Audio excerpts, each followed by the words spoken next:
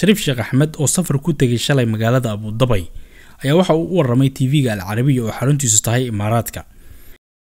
فالعلاقة الجديدة يعني صراحة ازدهرت في فترة وجودي وأنا تعلمون علاقاتك إماراتك iyo annaga wuxuu koray xilligii aan madaxweynaha ahaa sida ogtihiina booqashooyin joogto ah ayaan ku imaan jiray Imaaraadka hoggaanka uu ugu horeeyo Sheekh Khalifa iyo Maxamed bin Zayed kulamo ayaan la qaadan jiray Allah ha uga abaalgudo maalinna ma aysan joojin caawinta Soomaaliya tababarka ciidankana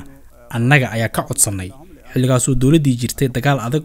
ay kula jirtay ururka Al-Shabaab waxaan u baahnayn dhisidda awoodda hay'adaha amniga run ahaantiina waa naga aqbaleen. السياسة الجديدة أنا لا أدري بالضبط سياسة عصب هذا السيد بها وجمهور خبو كمنو لسوماليا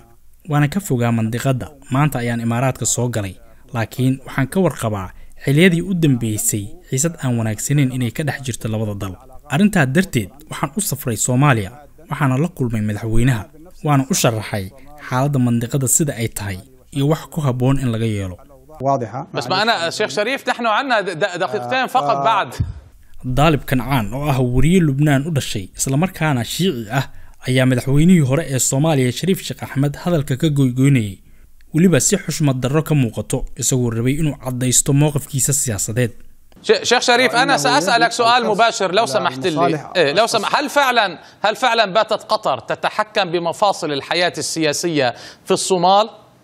ولذلك نشهد ما نشهده الآن؟ سؤال توصح أيون كويدينيا مجرتا إن dalka Qatar uu hadda xukumo dhammaan laamaha siyaasadda Soomaaliya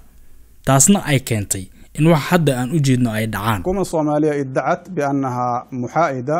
dawladda Soomaaliya waxa ay sheegtay in dhaxdhaxaad tahay laakiin waxaan kala hadlay arrintan madaxweynaha waxaan u bandhigay aragtideeda ku saabsan mowduucan dhaxdhaxaadnimada way wanaagsan tahay laakiin waxa haboon in la qiimeeyo falalka muuqda hadda dhibaatada ka dhex jirta Soomaaliya iyo Imaaraadka haddii kooxo kale aan ku dabaqno cid ay faa'iido ugu jirto ma lahan xiriirka Imaaraadka iyo Soomaaliya waa muhiim waana in la ilaaliyaa xukuumadda Soomaaliya waxaa laga rabaa inay raacdo danaha shacbiga Soomaaliyeed wixii khilaaf ahna lagu xalliyo qaab wanaagsan. يجب أن تحل بطريقة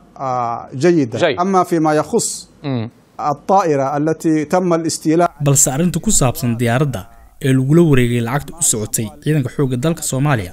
taas waa mid ka baxsan xayndaabka diblomaasiyadda waxayna jabisay heshiisyada labada dal. Shariif Sheekh Axmed lama oga sababta uu u tagay Imaaraadka iyo danaha uu halkaas ka leeyahay.